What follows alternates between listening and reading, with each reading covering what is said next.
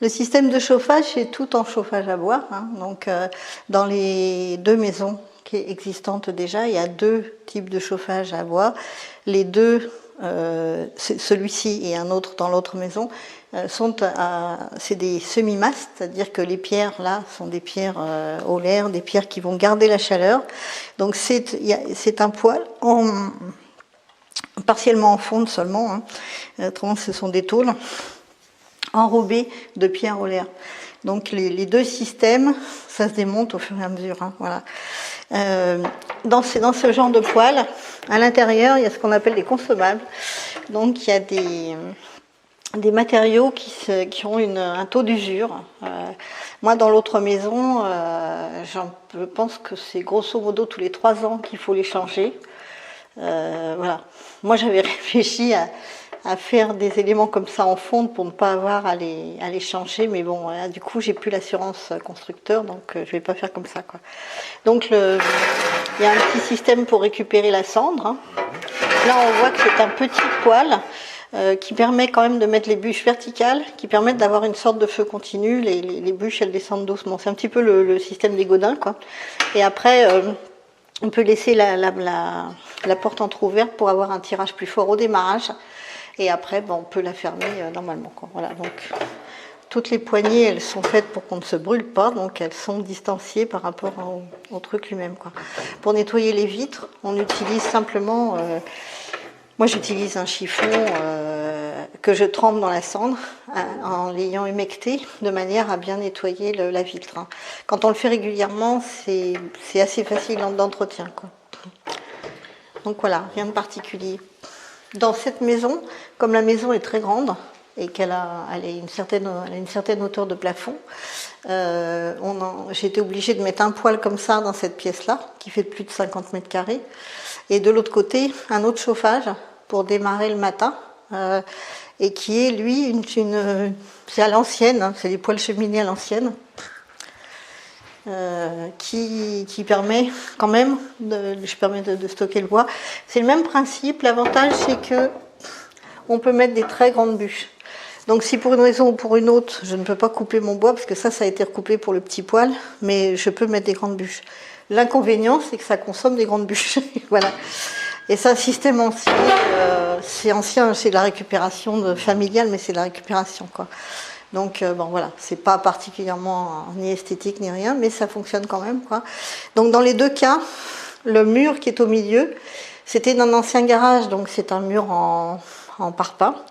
Et de chaque côté, il a été doublé en briques crues. Donc on voit un petit peu, là ça demanderait à être peint, ça n'a pas été le cas, ça a été enduit.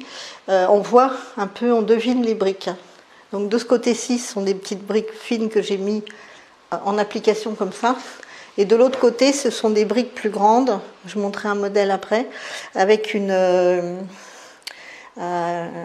sorte de gouttière, hein, qui permet, si on les fixe à plat, de bien prendre le mortier qui n'en est pas, c'est une colle, hein, c'est une colle qui se passe au rouleau, c'est comme pour les monomures, hein, on peut mettre on peut les coller avec de la terre, ou on peut les coller avec de la chaux, comme on veut. Ici, ça a été collé avec de la chaux, parce que la personne qui m'aidait n'était pas très à l'aise avec la terre, mais ça aurait été bien de le faire avec de la terre, puisque ce serait logique de garder terre crue, quoi. Sur les autres murs dans cette maison-là, de manière à garder bien la chaleur, c'est le même principe, ça a été doublé. Mais par contre, ça a été doublé en laissant un espace de 10-15 cm dans lequel du liège en vrac a été mis, pour augmenter la surface d'isolation, quoi. Voilà. Donc, dans les 2 cas, donc ce que j'expliquais, les briques crues qui sont un peu carrées quand on voit le profil, avec une gouttière, elles peuvent être mises de façon penchée, donc quand les rainures entre guillemets se voient. Et là, on peut faire circuler des tubes d'eau pour utiliser les murs comme accumulation de chaleur également, quoi.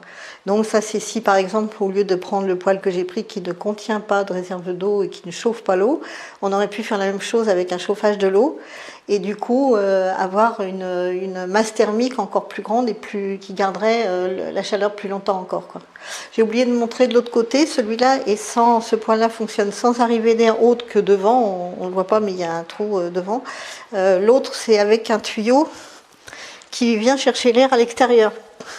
Donc il faut y penser quand on le voit de côté, là, ce genre de chauffage a été prévu pour fonctionner comme ça. Il faut le penser à la construction, c'est-à-dire que dans la dalle, c'est une dalle de chaux qui a été mise sur un radier de pierre. Hein. Après, par-dessus a été mis, bon, j'ai mis un bidime pour empêcher l'humidité de remonter, freiner l'humidité. Moi, je ne veux pas mettre de plastique. Hein. Non, la plupart des gens mettent de la polyane. Moi, j'ai mis un bidime parce que c'est quand même très serré et ça permet d'aérer quand même. Hein. Bidime, c'est sans doute des sous-produits pétroliers, mais c'est ce qu'on met de façon traditionnelle sous les piscines, hors sol, sous les gravières, si on veut mettre une allée en gravier pour pas que les racines des plantes remontent. Mais c'est très serré, c'est un maillage très serré, quoi. Et donc je parlais de ça par rapport à quoi? Oui, donc dans la dalle, il y a ça, et par-dessus donc il y a de nouveau un lit de granulés de liège, et par-dessus la dalle en chaux, voilà. Et puis par-dessus le carrelage.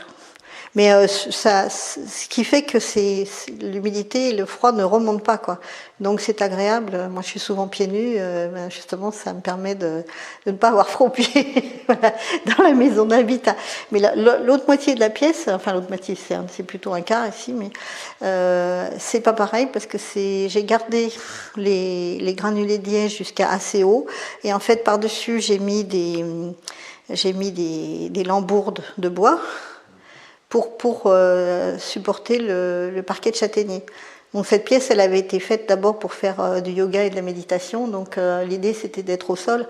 Donc je trouvais que le contact avec le bois était plus agréable qu'avec le carrelage pour être au sol, quoi. L'entretien de ce poêle se fait, je l'ai dit, progressivement en nettoyant la vitre, etc. Bien entendu, il faut retirer les cendres au fur et à mesure, hein, pour qu'il y ait un bon tirage. Mais c'est quand même des fois intéressant de garder un lit de braise, donc auquel cas il faut garder un peu de cendre en dessous. Hein, que deviennent les cendres? Les cendres, moi je les filtre, je les tamise, hein, et moi elles me servent à 3 choses différentes. Hein. Une, faire de la lessive. 2, améliorer la litière de ma chatte. Et 3, rajouter dans le compost au jardin. Donc voilà, et sur place au jardin à différents endroits, quoi. Donc ça s'utilise comme du poivre, c'est-à-dire qu'il ne faut pas non plus en mettre des quantités folles. Voilà. Enfin, il y a des gens qui aiment beaucoup le poivre, hein, mais bon, de là à couvrir le sol de poivre, ça me paraît pas une bonne idée, quoi. Donc par contre, de l'autre côté, il y a toujours forcément l'entretien normal des tubes. Là, c'est entre guillemets à l'ancienne, c'est-à-dire que c'est un tube qui courbe 2 fois à 90 degrés. C'est plus trop les installations modernes. Celui-là, il a été fait pour ça, donc ça va. Mais normalement, dans les poêles modernes, on se retrouve avec des installations. C'est une marque, mais bon, c'est connu et c'est quasiment obligatoire maintenant. C'est Pujola qui font des empilements de tubes qui sont doublés, qui sont déjà isolés, et qui, eux, acceptent des courbes de 45 degrés. C'est-à-dire qu'il y a l'axe vertical et après il y a 45 degrés, etc., quoi. Donc c'est plus difficile de faire des passages de mur avec des poêles comme ça. C'est préférable d'avoir une